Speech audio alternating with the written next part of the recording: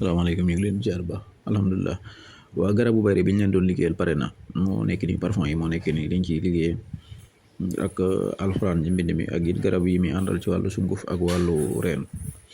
di bayre bu yéeme bu doy waar de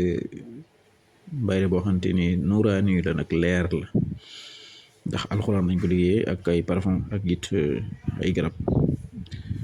di it bayre boo xamante dafay ànd ak kaaraange ndax bayre bu àndul ak kaaraange mën na dugal borom ci musiba mën na def loo nit ki musiba mën na ko dugal ci ay mbir di it bayre boo xamante ni góor mën na ko jëfandikoo jigéen mën na ko jëfandikoo di it bayre boo xamante ni kuy liggéey def commerce mën na koo jëfandikoo kuy jaay mën na koo jëfandikoo kuy jënd mën na koo jëfandikoo ku yor ouvrier place di ubbi it mën na koo jëfandikoo. am na ay secret yeneen yu ci des yoo xamante ni ki koy jëfandikoo lañ koy expliquer pour mu mën koo xam nuñ koy jëfandikoo biteel yi moo nekk noonu képp ku ci soxla nga def sa commande yàlla ñu yónnee la ko fa nga nekk foo mën di nekk ci Sénégal incha allah ñuy jaajëfal ñëpp.